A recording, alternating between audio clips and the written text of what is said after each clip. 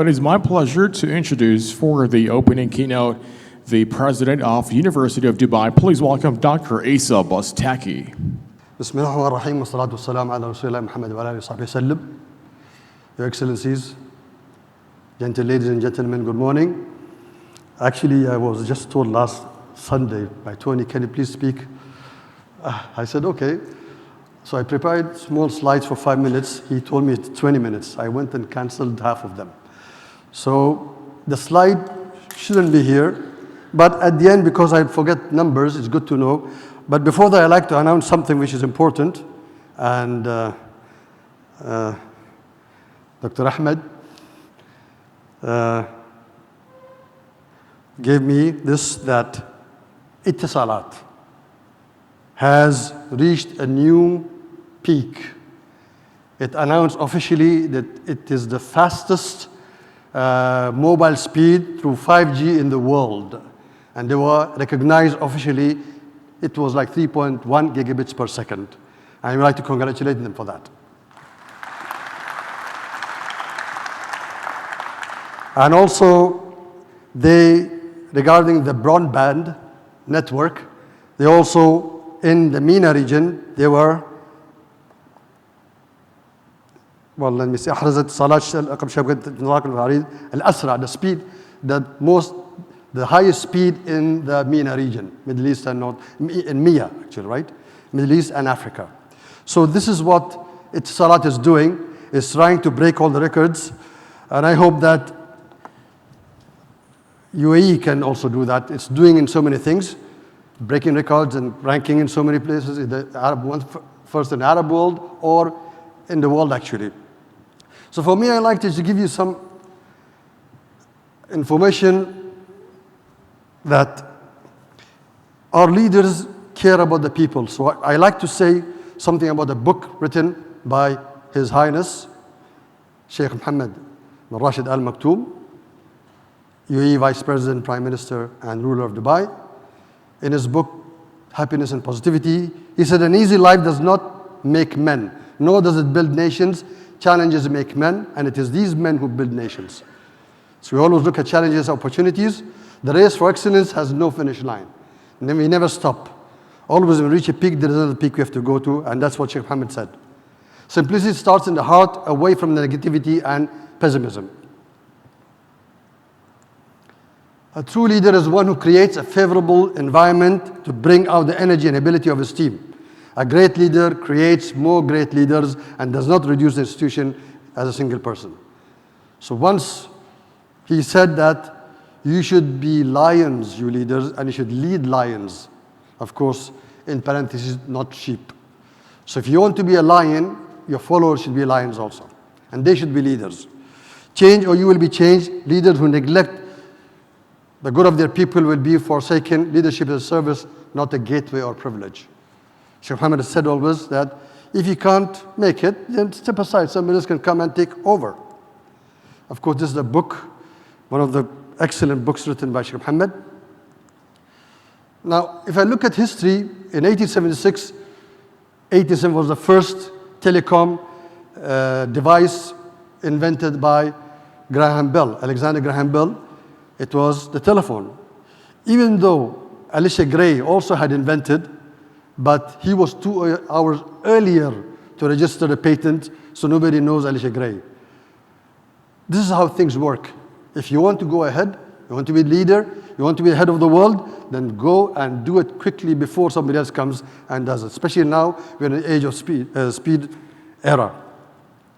And then in 1899 and 1901, there was a big wireless communication started. So now from analog into wireless analog. And then it became discrete by Nyquist's famous theorem. And from there, in 1928, and in 1948, digital transistor was discovered, plus also the theory of capacity theorem of Claude-Shannon was the breakthrough towards digital communications. So we had analog, we had wireless analog, and then we had digital, discrete, and then digital. Of course, then came the satellite communications in 1957, then optical communications in 1958, internet, ARPANET, internet age, world internet. From 1990s, we were in the world of internet working. Of course, Information age started from 2000s. Data manipulation, knowledge age, smart cities from 2010s until now. But 2020 is cognitive age, where robotics will be cognitive, will not be artificial intelligence, but cognitive intelligence.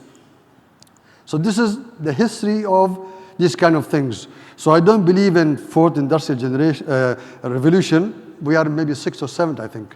Anyway, so if you go into all these revolutions, the fourth revolution talks about some elements, main elements. These are elements that make the whole thing of the fourth industrial revolution. First of all is cloud computing, nanotechnology, biotechnology, robotics, artificial intelligence, big data, Internet of Things, and 3D printing. Blockchain and then 3D printing. Of course, the mother of all is 5G. 5G is the technology of all technologies. It is what we say, any device, anything is connected, IoT, whatever is there, all will be under the platform of, over the platform of 5G. So 5G is the revolutionary, really disruptive revolution for the telecommunications. However, I don't believe in 6.0 will come in 10 years, but maybe 5.1, 5.2, 5.3, maybe 15 to 20 years, because it's really huge work that all organizations are doing through ITU, through IEEE. So 5G is the mother of all technologies right now. If you look at innovation and future job, you can see that virtual reality, augmented reality are the future jobs, sensors, human enhancement, biotechnology, artificial intelligence, robotics, advanced materials, 3D printing, blockchain, telecommunications in general, information technology, entrepreneurship, and fourth industrial revolution, which covers most of them. Even, I think 5G is larger than fourth industrial revolution. Anyway, I'm telecommunication professor, so I like to go always towards telecommunications.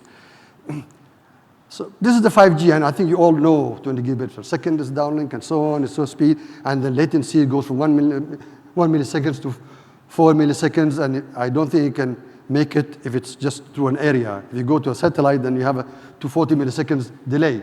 So this is only within an area, which is something, real time will be something of future. The avatar will be there in the future. All of this through this 5G, which is the speed is high, latency is low, and it can cover a huge number in one area, 1 square kilometers, like 1 million users as IoTs. So this is University of Dubai. Well, I shouldn't do this. University of Dubai became the first university in the world to be net zero energy campus last 2 weeks ago. We officially announced it. We are not using any fossil fuel, 100% solar energy. We have 15,000 square meters of solar energy. We are producing 1.7 megawatt hour, and it's completely covering the whole campus. In addition, it's also feeding to the grid, which at night it comes back to us, because at the end we need net zero. We don't have any batteries. So this is the first in the world. And thank you. So these are all these. The good thing about it is we have zero carbon footprint, plus after 5 years we'll have zero cost. So we're producing energy of zero cost. Not only that, we're not using water for cleaning and maintenance. We're going to use robotics, so we have dry cleaning. So that's something that will make sure that we are really green the whole campus. And I think it's good for you to visit University of Dubai. You can see it actually. In 5 years, we'll recover. ROI is in 5 years. Then later on, it'll be completely zero. It costs us 5.4 million dirhams. And we pay DIWA 1.2 million every year. So it'll cover in 5 years. And this is all. I'd like to thank you very much. I think this is an opportunity for all us to mingle, to network. I think network is more important than listening to everybody else. Thank you all very much.